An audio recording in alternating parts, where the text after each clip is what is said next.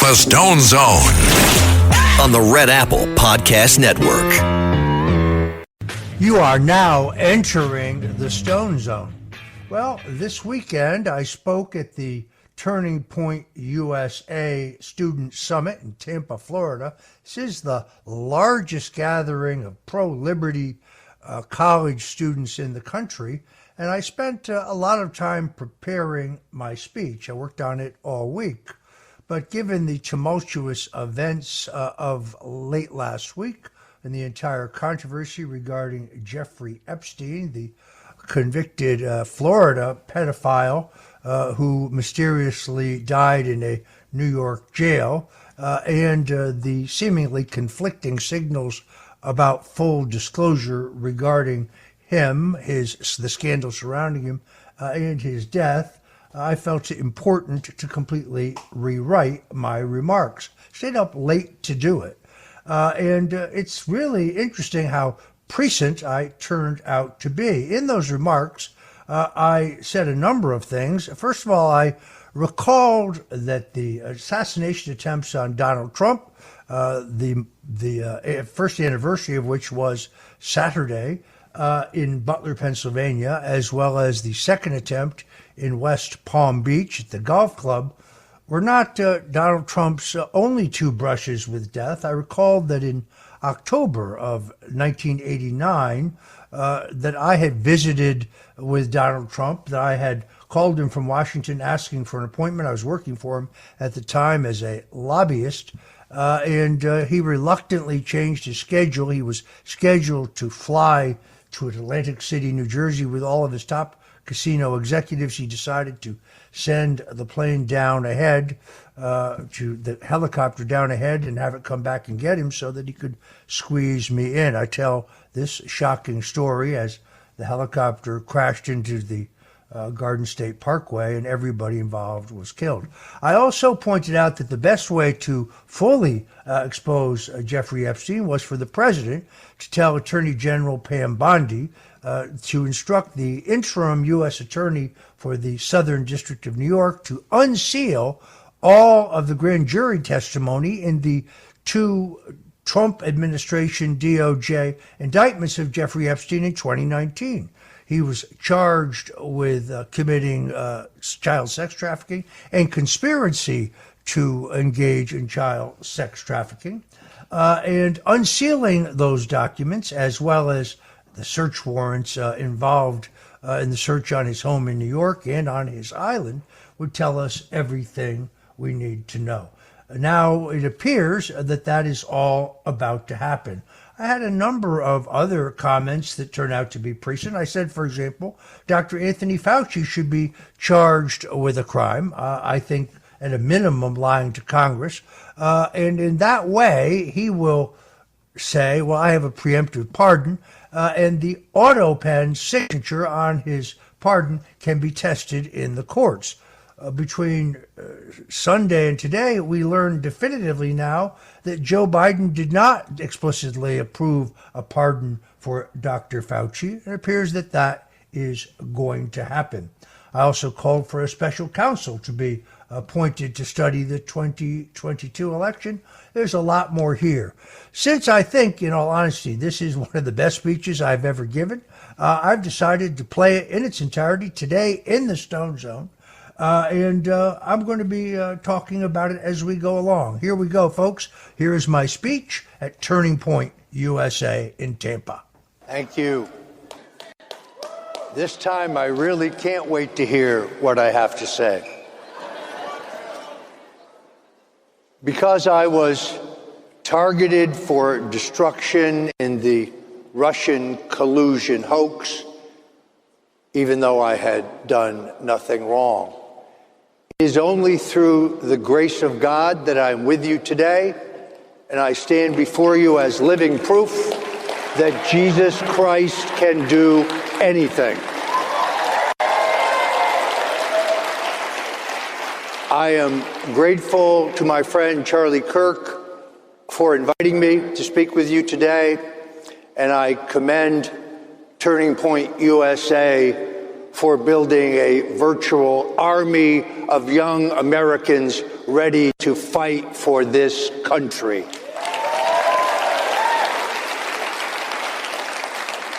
One year ago today, President Donald Trump, then candidate Donald Trump, survived a brush with death. Several weeks later, at a West Palm Beach golf course, he survived another brush with death. But people don't know that there was a third brush with death. Let me read to you from a column by the syndicated columnists Evans and Novak from October 10th, 1989. Veteran Republican political consultant may have been responsible for saving his client, Donald Trump, from dying in the crash of the billionaire dealmaker's helicopter. Stone had asked for an appointment with Trump that afternoon to discuss several pressing matters of business. Impossible, Stone was told, because Trump had to fly that afternoon to Atlantic City on casino business. But when Stone persisted, Trump finally agreed to see him, saying that he would send his top aides to New Jersey on the helicopter and then have the helicopter return to New York to pick him up and take him down to Atlantic City. Stone and Trump had barely sat down to begin their conversation when they were interrupted with the horrifying news. The helicopter, which had been rented because the Trump helicopter was being serviced, had crashed into the Garden State Parkway, sending all 5 passengers, including Trump's 3 top executives, to their death. Trump was devastated, but he then called every one of the widows so that they would hear from him, rather than on television or radio, that their husbands had perished. I have never said, and I will never say, that I saved Donald Trump's life. I was merely an instrument of the Lord, and I knew at that moment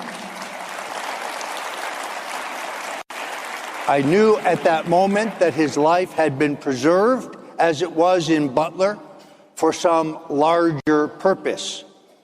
I recognized in 1988 that he had the size. I don't mean the physical size, but I mean the stature, the stamina, the courage, the independence, the persistence to be not just a great candidate for president, but to be a truly great president. I myself, as I think many of you, am unsatisfied with the answers we have received regarding the attempt on President Trump's life in Butler, Pennsylvania.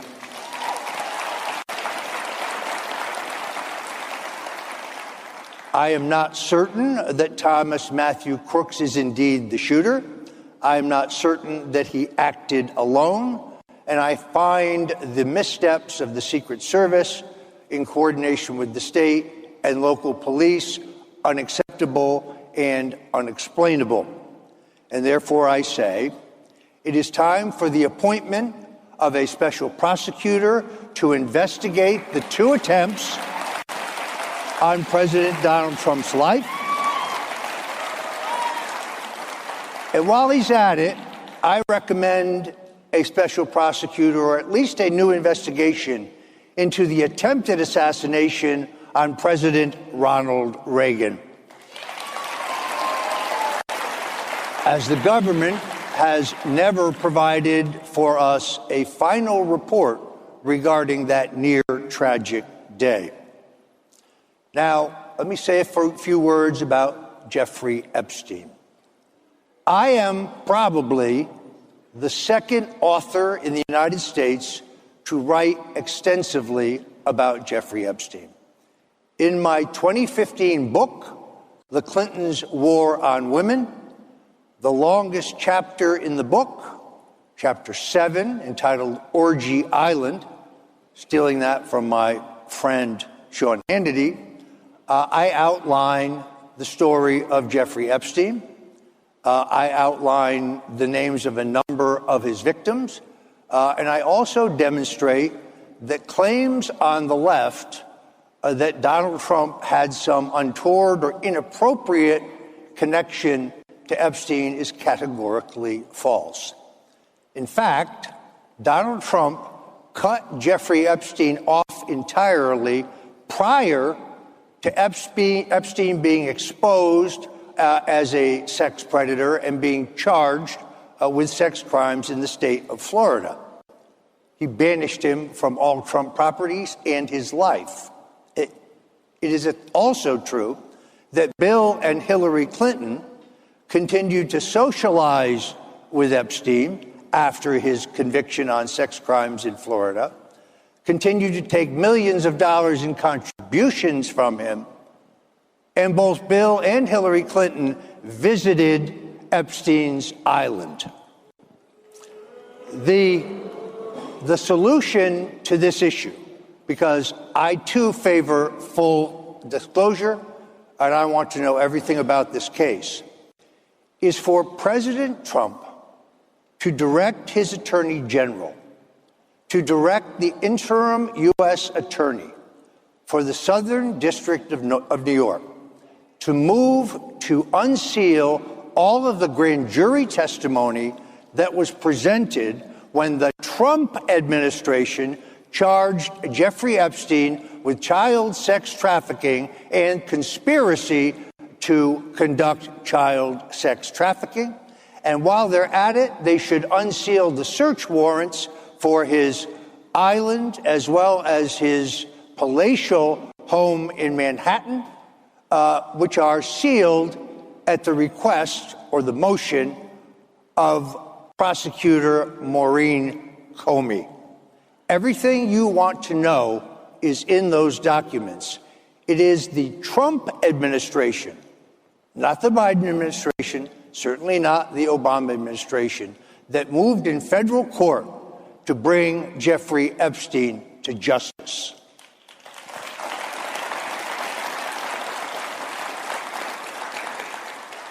When Kash Patel, our FBI director, tells us that there are no records, even though we know and we saw with our own eyes that DVDs and hard drives were taken from Epstein's home in both New York, his ranch in New Mexico, and his island, he's telling us the truth. That's because I believe that evidence was destroyed by Christopher Wray and the Biden Justice Department.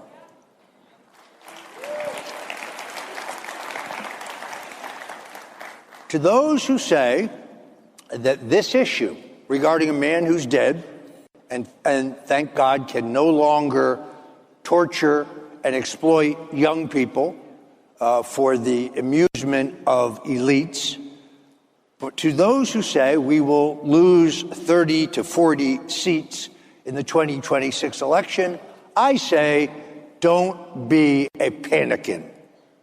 The Stone Zone on the Red Apple Podcast Network. The Stone Zone, entertaining and informative on the Red Apple Podcast Network. And we're back in the Stone Zone, and we return to my speech at Turning Point USA Student Summit in Tampa, Florida. I had an interview yesterday with a mainstream media outlet, and they said, how would you grade President Donald Trump so far in his second term?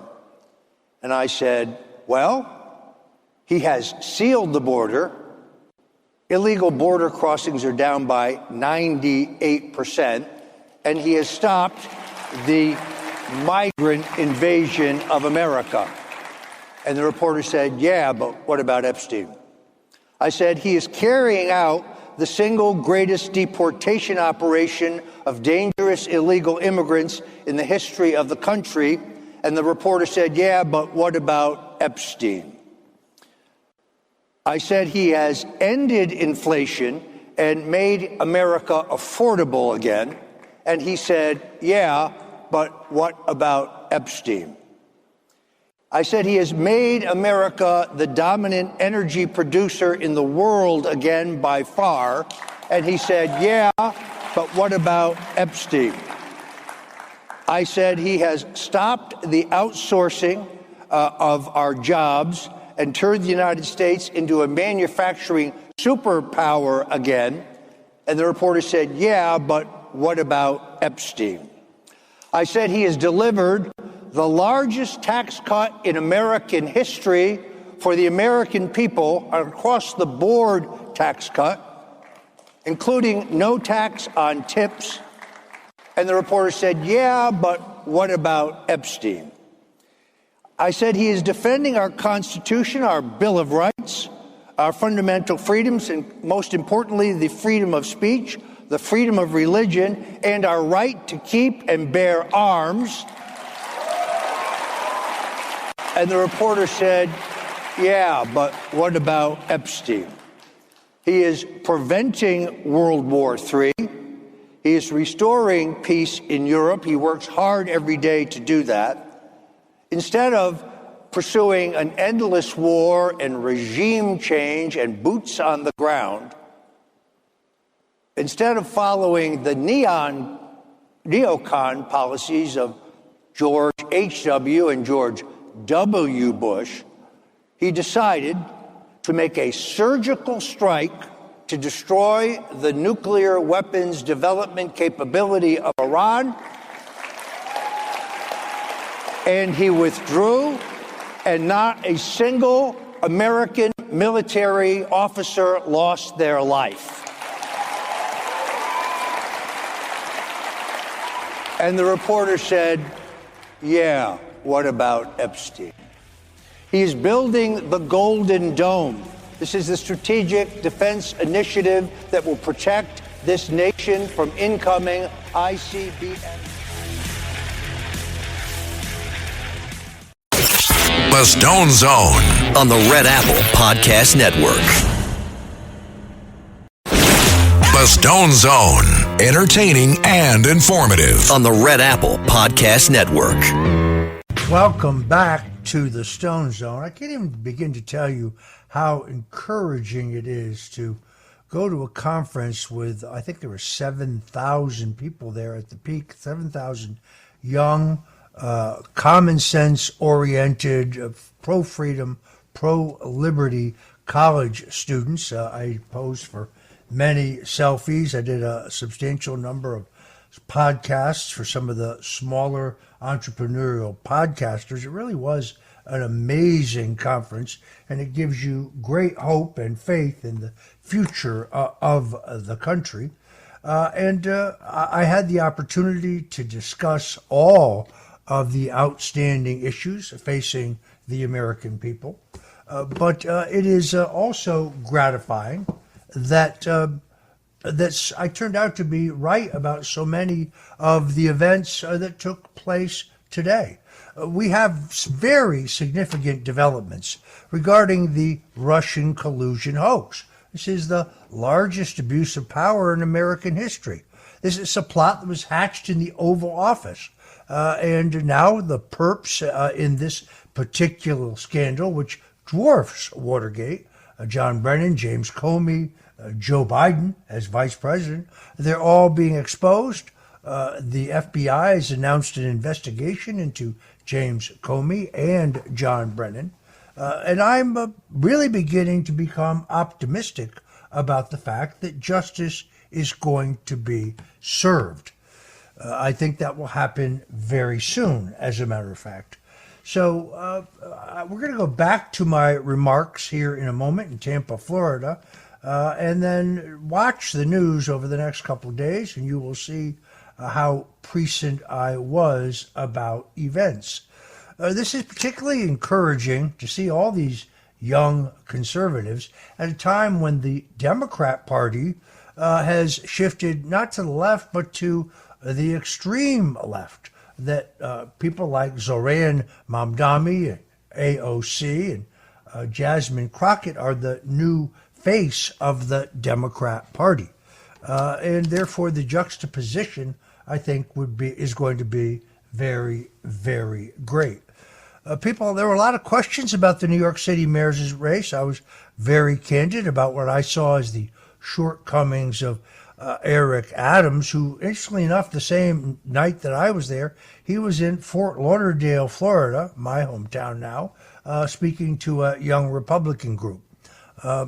I believe, regardless of what happens, he's going to run fourth in the race for mayor. I also saw that Andrew Cuomo, in a very clever gambit, said that any of the three candidates who are running against Mamdani should drop out if they're not leading in the polls by mid-September. All this tells me is that Cuomo understands that his name ID is going to put him in the pole position. But as long as the opposition to the radical Muslim Democrat remains split between three candidates, the chances of defeating him, I think, continue to be slim. This I do know. Curtis Sliwa will not withdraw as a candidate. And why should he? He is the candidate of the party of Lincoln, the Republican Party, a nomination that he won.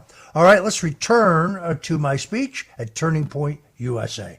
And the reporter said, yeah, but what about Epstein? He has stopped the migrant crime epidemic. He is demolishing the foreign drug cartels. He is crushing gang violence, and he is locking up violent offenders. And the reporter said, yeah, but what about Epstein? He has strengthened and modernized our military, making it the most, without question, the strongest, most lethal and powerful in the world, under the leadership of Secretary of Defense Pete Hegseth. And the reporter said, yeah, what about Epstein? He has kept the U.S. dollar as the world's reserve currency, and the dollar today is stronger than it has ever been. And of course, the reporter said, yeah, but what about Epstein? He is fighting to protect Social Security and Medicare, to make sure that illegals and those who are not eligible for Medicare are not receiving it. And in the big, beautiful bill, he guarantees that 88% of those receiving Social Security will not pay taxes on those payments. And of course, the reporter said, yeah, what about Epstein?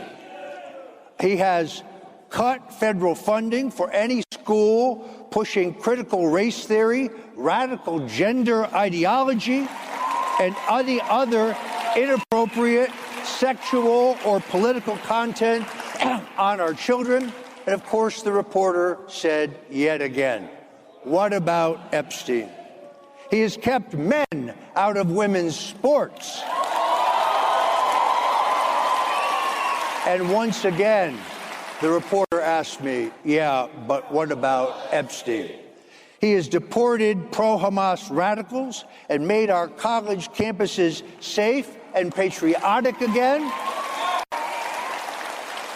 And of course, the reporter said, what about Epstein? He has moved to secure our elections, including same-day voting, voter identification, paper ballots, and proof of citizenship. And you know what the reporter said. What about Epstein? Thanks to the efforts of HHS Secretary Robert F. Kennedy, he is fighting to make America healthy again. And once again, I was met with the question, but what about Epstein?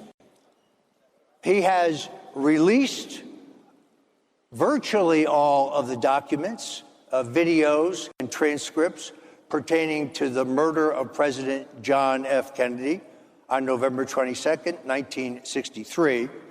But it is only because of the persistence and the courage of Congresswoman Anna Paulina Luna that the CIA last week was forced, after 6 decades of denying they had any knowledge of Lee Harvey Oswald, that they were finally forced to admit that they were tracking him, they were reading all of his correspondence, and they were essentially handling him in the 48 days before the assassination of President John F. Kennedy. I think you get the point. I, too, want full exposure when it comes to Jeffrey Epstein, but I also think it is a mistake to throw out the baby with the bathwater. Donald Trump is leading this country into a golden age. It will be an unprecedented age of peace, prosperity, security, justice, and law and order. Last week, the CIA released a special report that informed us more about the greatest single dirty trick in American history, the abuse of power in which the full authority of the United States government and the incredible capability of our intelligence agencies were used and utilizing two pieces of evidence that they knew were false and fabricated, the Steele dossier and the bogus claim that Russian intelligence hacked the Democrat National Committee and that information somehow made its way to the Trump campaign, to remove a duly elected American president. This is nothing short of treason.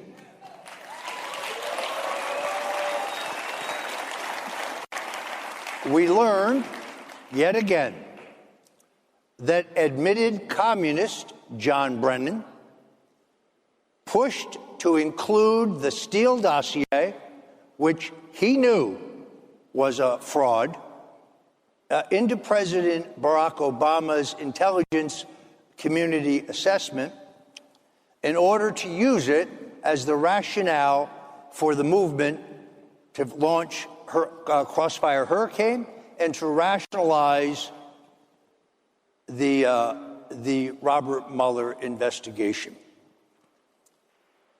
It is time. Well, let me say just a few more words about Mr. Brennan. He is not only a man who admits to being a communist, that was in a lie detector test.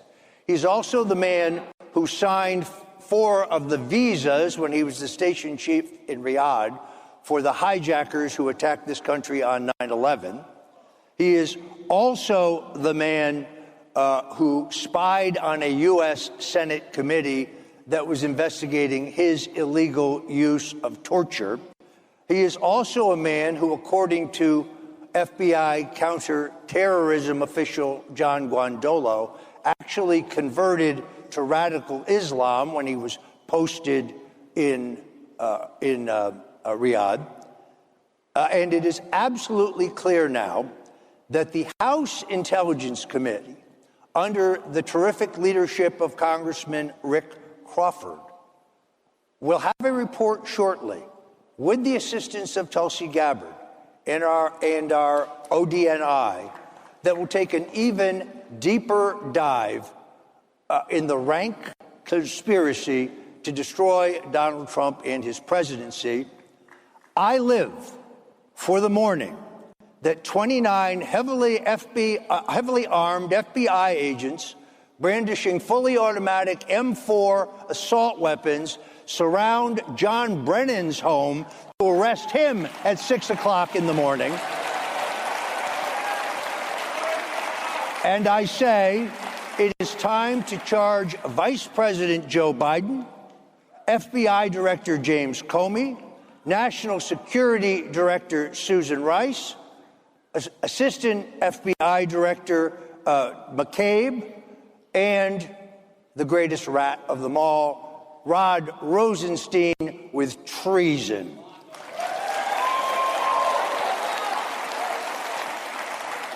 At the same time, I laud the president's call for the appointment of a special prosecutor to examine the 2020 elections. Christopher Wray, the worst FBI director in history, said under oath to Congress that there was no foreign interference in our elections. But thanks to the work of Kash Patel, we learned only days ago about thousands of fake driver's licenses being sent from China to Chicago for use on Election Day. I favor the appointment of a special prosecutor, and the man to do this job is Eagle Ed Martin. We also need a special prosecutor to investigate the origins of the COVID-19 vaccination. I call on the Attorney General to charge Anthony Fauci for lying to Congress. And when, in his legal defense, he argues that he cannot be charged because he has a preemptive pardon, the government can finally test the legality of the auto pen in which all of those documents should not be honored.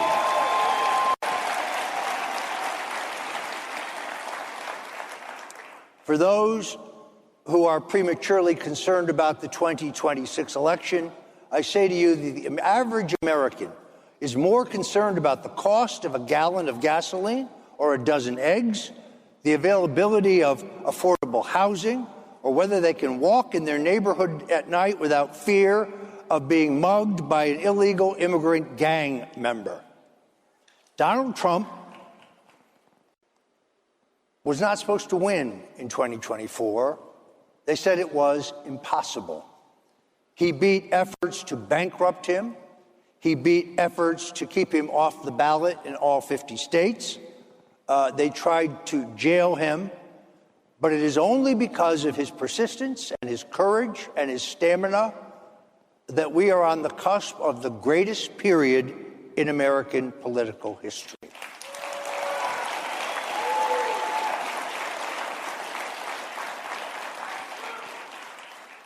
Tulsi Gabbard probably said it best yesterday. By the way, in case you didn't know, she is going to be the first woman president. It may not be in 2028, but it will come to pass. And as she said, as we forge together, I encourage you to stand strong, be joyful warriors, and always remember, with God, all things are possible.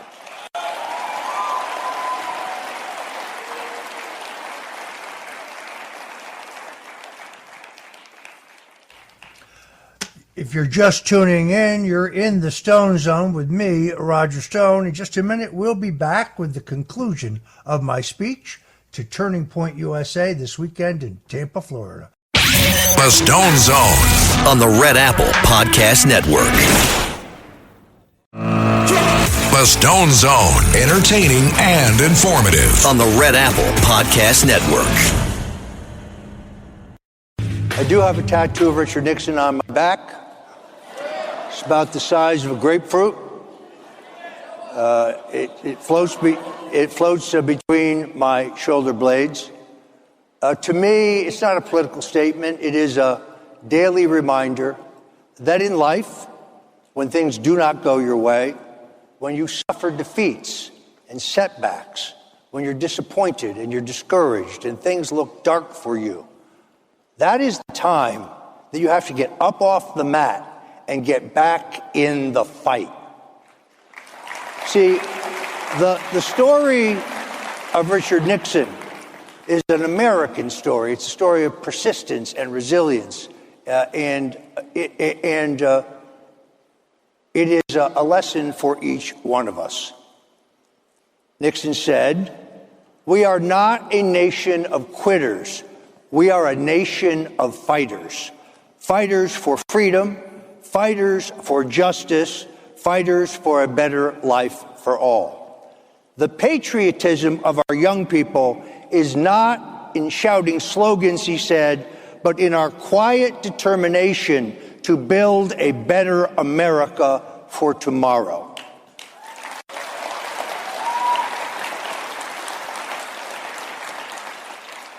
I believe in Donald Trump. I believe he is the only man with the courage and the stamina and the resolve to turn around an ocean liner, to head this country to that golden age that I spoke of.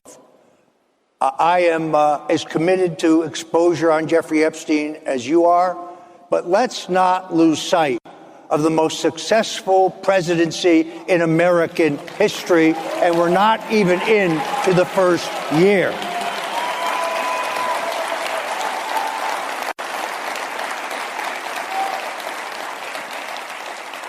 I leave you with a quote from my favorite president, who said, "It is not the critic who counts, not the man who points out how the strong man stumbles or where the doer of deeds could have done them better.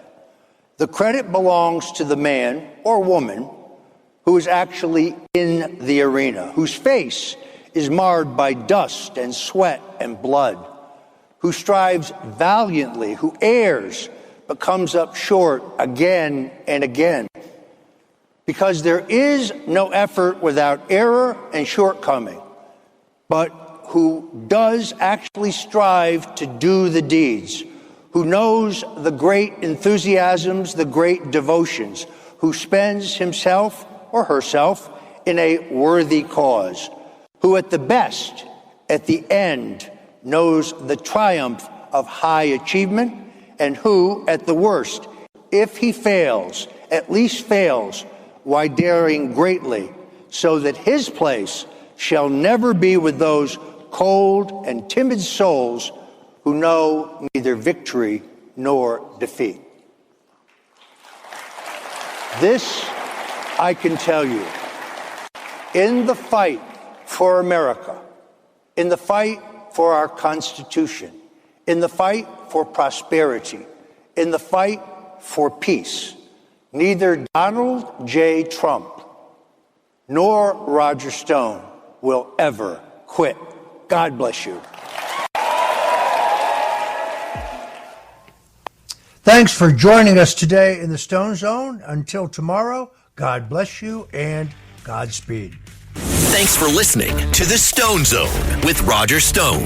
You can hear The Stone Zone with Roger Stone weeknights at 8 on 77 WABC. If you like the podcast, share it with your friends and listen anytime at WABCRadio.com and download the WABC Radio app. Hit that subscribe button on all major podcast platforms. Plus, follow WABC on social on Instagram, TikTok, Facebook, and X. See you next time for a new episode, so you never have to wonder, what the heck is going on here?